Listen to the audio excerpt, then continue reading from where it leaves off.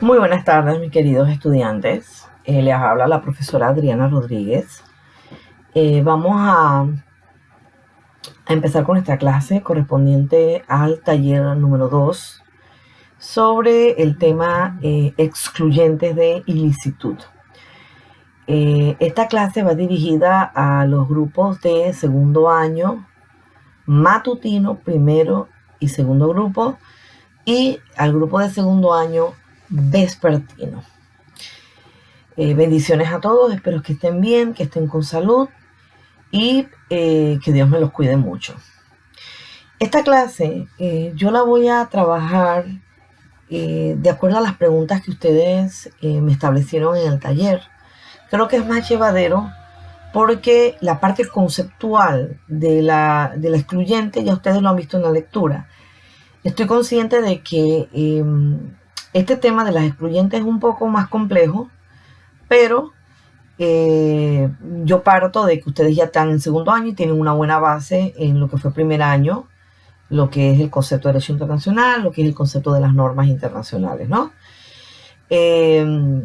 Cuando yo expliqué la responsabilidad internacional, ustedes tuvieron que ver ese video, yo ya les expliqué a ustedes cuando un Estado entra en responsabilidad internacional, que no es más que cuando un Estado comete un acto ilícito o un hecho ilícito. ¿Qué es el hecho ilícito? ¿Qué es el hecho internacionalmente ilícito? No es más que la transgresión de una norma de carácter internacional. Ya ustedes saben lo que es la transgresión. Transgredir es violentar, realizar una acción que va en contra de lo que dice la ley. Eso es transgredir. Cuando usted habla de normas de carácter internacional, usted debe estar clarito cuáles son las normas de carácter internacional. Esas normas usted las tuvo que haber aprendido en primer año, que no son más que, para empezar o señalar algunas, el tema de los tratados. Esas son las normas de carácter internacional. Estamos hablando de la jurisprudencia, estamos hablando de la costumbre como normas de carácter internacional.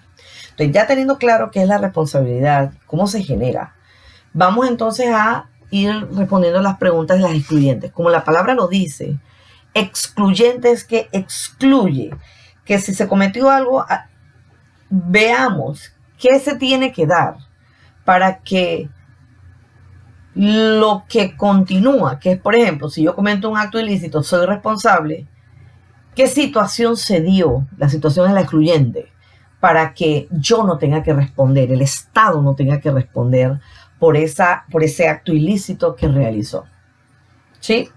La excluyente no es más que la eximente, es como la situación en la que el Estado cae y le permite, en base a esa excluyente, no sentirse comprometido a responder, porque se dio la excluyente. Ahora, esto tiene sus características, todas tienen sus características. Ana Castillo dice, me pregunta, son 3 páginas de preguntas, así que voy a tratar de responder pues las que no coinciden. Dice, ¿cómo sería una ilicitud de un hecho? Ya les dije en la clase, en el taller número 1, que un hecho es ilícito cuando un Estado transgrede una norma de carácter internacional. Ya lo he explicado. El hecho es ilícito cuando se violenta o se viola una norma de carácter internacional. ¿Cuál es la diferencia entre la fuerza mayor o caso fortuito? Bien, la fuerza mayor y caso fortuito son dos eximentes o dos excluyentes de responsabilidad. La diferencia entre una y otra es que en derecho internacional, el caso fortuito se dice que es imprevisible y la fuerza mayor es inevitable. Palabras más, palabras menos. En la fuerza mayor hay una intervención directa de la naturaleza. Por ejemplo, un huracán, un tsunami, es una fuerza mayor. El hombre no es inevitable y el hombre no puede controlar. En el caso de la situación del caso fortuito, hay situaciones, pero en esas situaciones ahí se ve involucrado el hombre. Son situaciones que, aunque se le escapan de la mano, son hechas por el hombre en la mayoría de los casos. Por ejemplo, la guerra. O un amotinamiento. O una revuelta. ¿Ya? Eso es una situación de caso fortuito. Después veamos los ejemplos, ¿sí? El estado de necesidad, el concepto está, pero tengo la impresión pues que no les ha quedado muy claro si me están haciendo esta pregunta. El estado de necesidad no es más que una actuación. La actuación del Estado no es de conformidad a la obligación internacional. Por decirles algo, el Estado tiene que cumplir sus normas de carácter internacional. Una norma, principio de soberanía. El principio de soberanía y de integridad territorial me dice que yo soy soberano y que el otro Estado es soberano. ¿Cuál es mi obligación? Respetar la soberanía del otro Estado. No inmiscuirme en su soberanía ni en los temas que conciernen a ese Estado. Pero esa es la obligación primaria, eso es lo que yo tengo que cumplir como sujeto de derecho internacional. Pero sucede que mi actuación no es de conformidad con la obligación internacional siempre que sea el único modo de salvaguardar un interés esencial. Panamá es soberano. Imagínense que venga un barco de Alemania, con alemanes. Si el barco alemán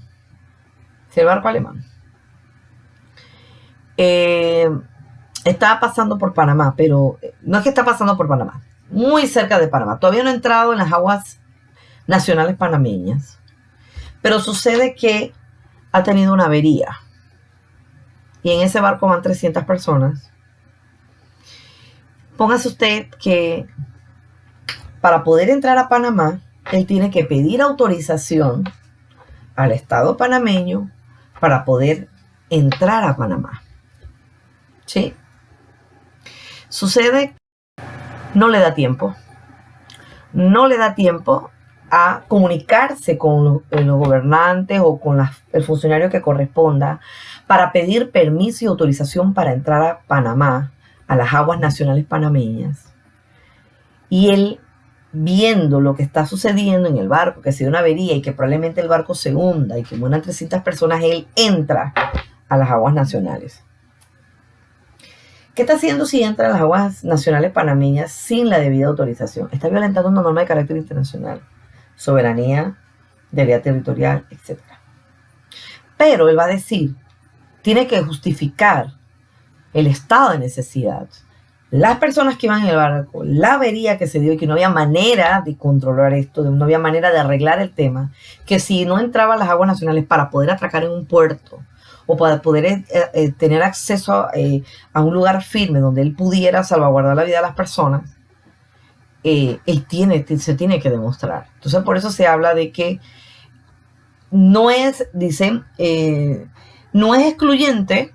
No se dice que es excluyente si el Estado que la alega ha contribuido. O sea, si el capitán que va en el barco contribuye a la avería o contribuyeron los que iban ahí a la avería del barco con intención de querer atracar en Panamá, etcétera, y se comprueba, no entra como excluyente.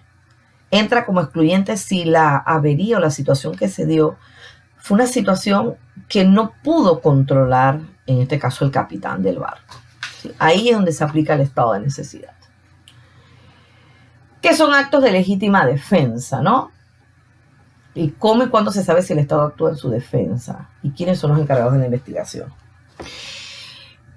Partimos de los principios generales de derecho internacional. Igualdad soberana. Si un Estado ataca a otro Estado, si un Estado ataca o interviene a otro Estado, ¿qué es lo que acontece si un Estado ataca a otro Estado? Sin declaratoria de guerra, sin ninguna situación que lleve al Estado a pensar que él pueda estar involucrado en un conflicto beligerante. ¿Qué tiene que hacer el otro Estado? Si se ve afectado, si lo atacaron, definitivamente defenderse. Y esa defensa, podríamos pensar, como no hay una declaratoria de guerra, como no hay nada, lo que él está haciendo es defenderse. Cuando el otro Estado le diga, sí, pero es que tú me atacaste a mí, el Estado agredido va a decir legítima defensa. ¿Sí? Yo utilicé la legítima defensa porque tenía que defender mis nacionales. Ahora sí. Ahora bien, hay que aclarar algo. En la legítima defensa debe ser proporcional. Proporcional. Si un Estado me ataca a mí con, por ejemplo, tanquetas militares policía, militares que entran en mi frontera, yo no puedo responder en legítima defensa tirándole una bomba H, una bomba atómica. Eso no puede ser. ¿Por qué? Porque se habla de proporcionalidad. Ese es el tema de la legítima defensa. En la pregunta decía, ¿cómo y cuándo se sabe si el Estado actúa en defensa? Porque ya está comprobado que el Estado ha tenido que ser en algún momento dado atacado o ha tenido que ser afectado, ¿ya? Y entonces él responde. Para poder que un Estado pueda llegar a utilizar la legítima defensa, me pregunta Darío Castillo, ¿tendría que esperar a ser agredido primero? Sí, tendría que esperar a ser agredido primero, porque de no hacerlo entonces sería lo contrario. Él estaría atacando al Estado y el Estado tendría que responder. O sea, tiene que darse un ataque. Y les estamos hablando de que es un ataque donde no es ni declaratoria de guerra ni nada por el estilo, sino que definitivamente el Estado atacó porque quiso atacar. Seguimos. ¿Algún acontecimiento imprevisto ajeno al control del Estado? No sé la pregunta hacia dónde va dirigida. Evelyn Santamaría, ¿algún acontecimiento imprevisto ajeno al control del Estado? Hay situaciones que se pueden dar donde el Estado no las puede controlar. Hablemos de los casos, por ejemplo, de la naturaleza. Si hay un tsunami o hay un huracán, un tornado, el Estado no puede hacer nada. Muy por lo contrario, si tenemos un virus como el que tenemos ahora mismo, el Estado sí puede realizar medidas para controlar y frenar las consecuencias. Explique un poco más sobre las contramedidas respecto de un hecho internacionalmente ilícito. Bueno, las contramedidas es un incumplimiento temporal de las obligaciones. ¿Sí? Por ejemplo, en las contramedidas, el Estado, recuerden que el Estado tiene relaciones diplomáticas con otro Estado. Las obligaciones que él tiene con otro Estado es atender, si tienen un tratado, por ejemplo, de medio ambiente, un tratado comercial, pues cumplirlo. Imagínense que Panamá tenga un tratado con Costa Rica y Costa Rica no cumple el tratado.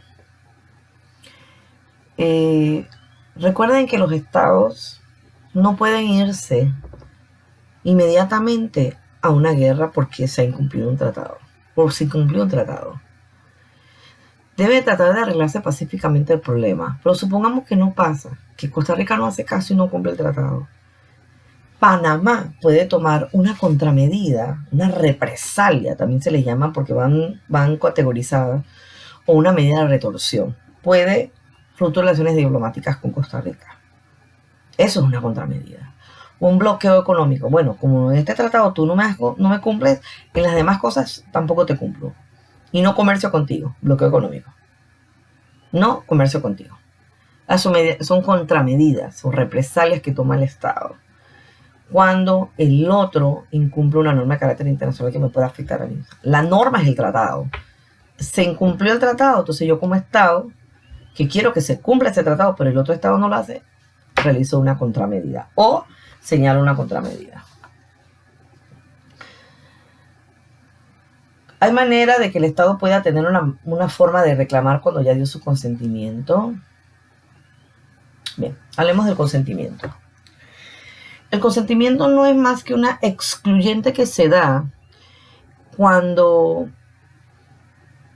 el Estado o la organización internacional que transgrede la norma de carácter internacional ha recibido, va a realizar o realizó la actividad ilícita, o sea, el acto ilícito, pero se dio el consentimiento. Demos un ejemplo. Cuando Irak se anexionó una parte de Kuwait, recuerden que son dos estados soberanos, Kuwait e Irak. Irak se anexiona una parte de Kuwait. ¿Qué está haciendo Irak? Está transgrediendo una norma de carácter internacional. ¿Cuál es la norma? El principio de soberanía de los estados, el principio de integridad territorial. ¿Sí? Para empezar. Kuwait le pide, después de tantas cosas que se dieron, le pide a la Organización de Naciones Unidas, a través de su Consejo de Seguridad, que le ayude a replegar las tropas iraquíes y colocarlas en la frontera. La organización internacional, a través de su Consejo de Seguridad, después de tanto analizar, deciden apoyar a Kuwait. La única manera de hacerlo, de apoyar a Kuwait, era entrando a territorio de Kuwait para poder ir replegando las tropas. ¿Sí?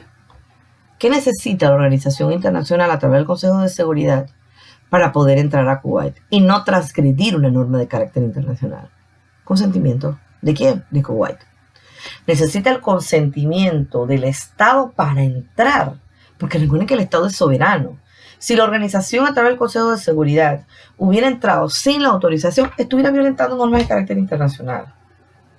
Pero, como se dio el consentimiento, Kuwait le dijo, sí, puedes entrar a mi territorio y poder hacer repliegue de las tropas iraquíes, entonces hay una excluyente de ilícito. Ahora bien, el consentimiento tiene que ser válido.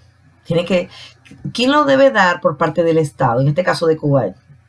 ¿Quién es el que representa al Estado? El presidente, por eso es válido. Tiene que ser en tiempo oportuno.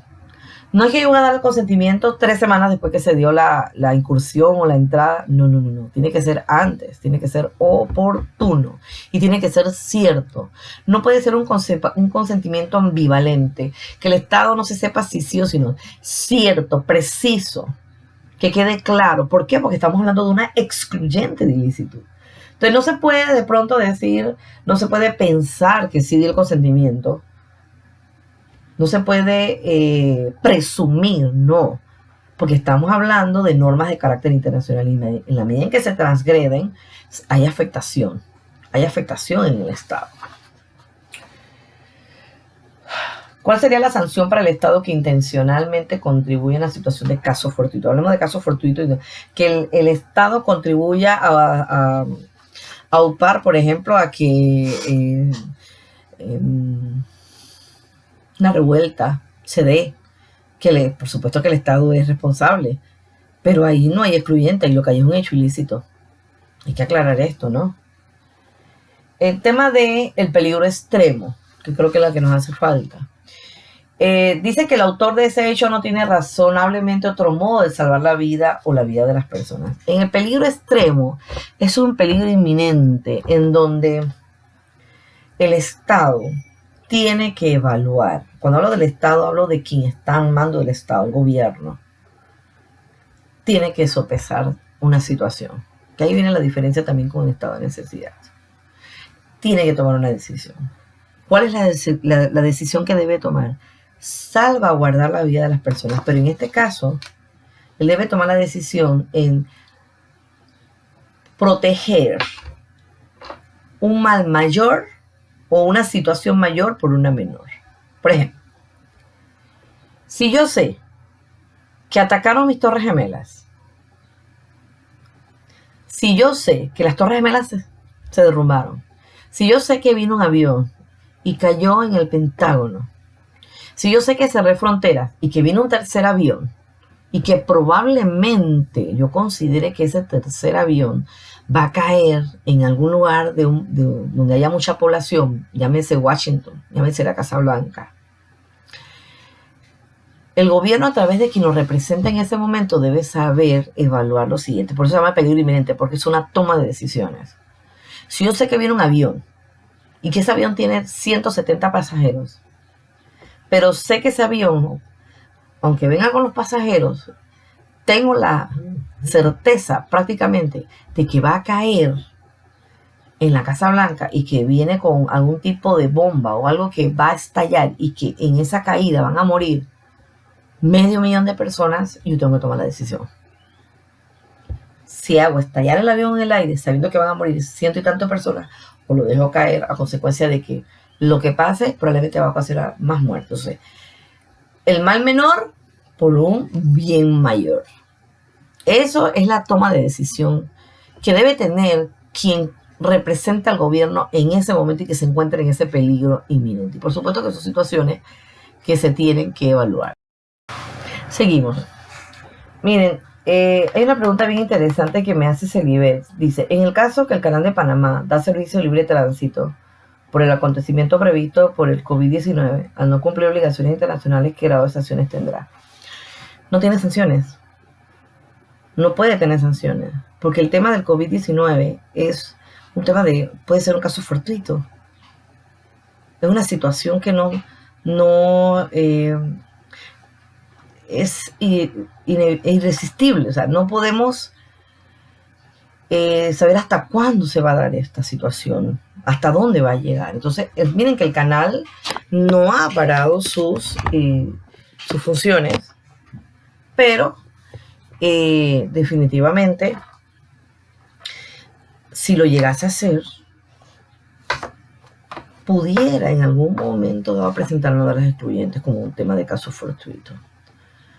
¿Ya? Porque el daño que puede ocasionar en un momento dado es algo que se puede prever si yo controlo la entrada de barcos, por decir algo. Porque sí es verdad que tiene compromisos en la entrada de barcos, en el peaje y todo aquello, pero todos los países saben la situación en la que se está viviendo. Entonces podría alegar el caso fortuito, ¿no? ¿Qué pasa si el consentimiento se da posterior de la realización del hecho, pero no renuncia a su derecho de reparación? Ya dijimos que el consentimiento tiene que ser cierto, oportuno, no puede ser después. Tiene que ser oportuno. Oportuno es antes de que se dé la situación, porque si no, no se puede alegar. Estos son parte de los requisitos, porque si yo lo doy después, ¿qué significado tiene? Para yo excluirme, por eso es que tiene que ser oportuno, para que yo pueda decir es una excluyente de ilicitud. ¿Puede un Estado ponerse autoobligaciones y ser sancionado? Ponerse autoobligaciones. Todo Estado tiene sus obligaciones y nosotros como Estado sabemos cuáles son y que tenemos que cumplirlas. Y si queremos más obligaciones de las que tenemos normalmente, las podemos adoptar. Con el tema de la vinculación del presidente de Venezuela y sus allegados con el tema del narcotráfico, y si no se probase su veracidad, ¿es posible que el presidente lea una excluyente? Si es así, ¿cuál sería? Al decir presidente, no sé qué presidente estás hablando. Si es el presidente, esto es para Abner, no sé si el presidente sería el de Estados Unidos o el de Venezuela, ¿ya? Si alguien, por ejemplo, es acusado de narcotráfico, es porque ya se ha abierto algún tipo de proceso. Esto no sale de la noche a la mañana. Tiene que haber temas que justifiquen el hecho de que yo diga que un gobernante de un estado es, como pasó en Panamá, y alguien por ahí me citó el tema de la invasión, como pasó en Panamá hubo una declaratoria de guerra. El problema es que quien hizo la declaratoria de guerra en su momento dado no era un gobernante escogido democráticamente. Estaba un gobierno, podríamos decir, de facto, ¿ya? Pero el problema también vino porque en las elecciones, cuando el pueblo escogió a un presidente, ese mismo presidente solicitó la invasión a Panamá. Entonces, si el gobernante no era el gobernante reconocido porque era otro el que estaba, pero fue la persona que posteriormente se le dio ese poder, porque ya en unas elecciones las había ganado, y fue el poder que se reconoció, fue la persona que se reconoció como representante del Estado, y fue el que pidió. Ahora bien, las situaciones que se dieron en Panamá con la invasión son muy interesantes. Incluso ahora, por supuesto que pudo haberse en algún momento dado presentar una demanda de tipo penal contra Estados Unidos, pero a nivel internacional, perdón. Pero sí hay un resarcimiento del aspecto civil, y acaba de salir hace poco, ¿no? Los daños que se sufrieron a raíz del tema de la invasión. Si ustedes me preguntan a mí, ¿la invasión era necesaria o no era necesaria? Yo viví esa situación y fue muy caótica. Lo que yo sigo pensando, porque hay muchas situaciones que se han dado en el devenir de la historia, que para querer haberse llevado a una persona detenida para procesarla por narcotráfico, no era necesario realizar una invasión. Ya está comprobado que cuando los gobiernos o a alguien le interesa capturar a alguien por X, Y, Z delito que esté cometiendo, les mandan una fuerza. No estoy hablando de una fuerza militar, estoy hablando de la DEA o alguna de estas fuerzas. Llegan al lugar, capturan a la persona y se la llevan. No es necesaria una invasión. Si lo vamos a ver desde ese punto de vista, ¿no? En el grupo vespertino, Marvin dice, ¿existe algún tipo de recurso que el Estado acreedor pueda utilizar para dar nulidad a algún excluyente de responsabilidad? Algún tipo de recurso que el Estado acreedor, o sea, que el que debe, pueda utilizar para dar nulidad a algún excluyente. O sea, anular un excluyente. La idea es que si yo opino o digo que tal acción que yo realice como Estado tiene una excluyente, sería ilógico que yo después quisiera agregarle algo para que no fuera una excluyente. Si lo que quiero es que me excluyan de responsabilidad. Para eso es la excluyente. La excluyente es porque yo soy responsable, pero pasó algo.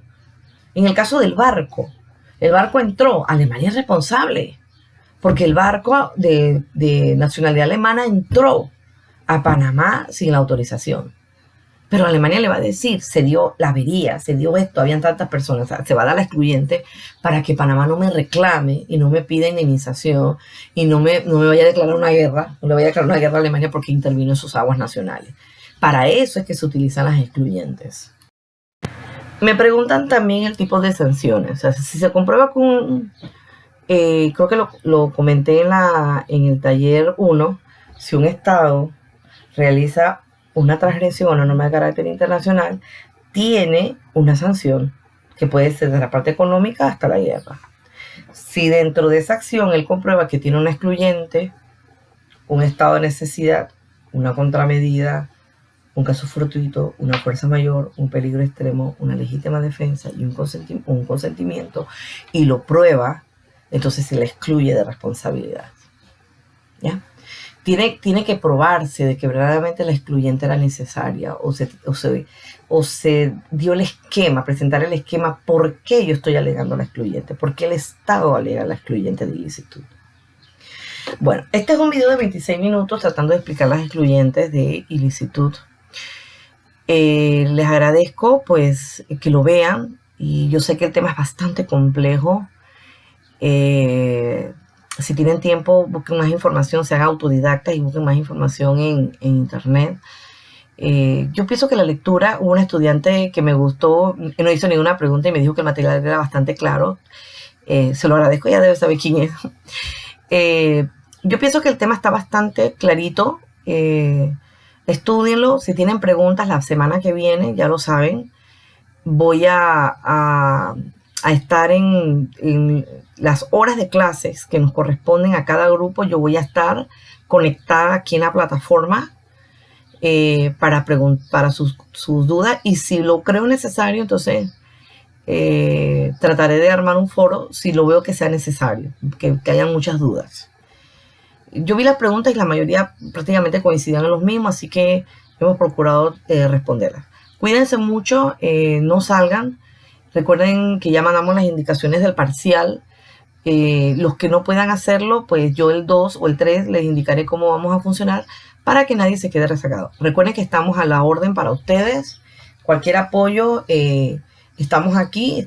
Yo estoy conectada todos los días en la plataforma para revisar tareas, para ver las cosas que hay, porque estamos para servirles a ustedes y que ustedes reciban el conocimiento que corresponde en estos tiempos. Cuídense mucho y bendiciones para ustedes y su familia. Saludos.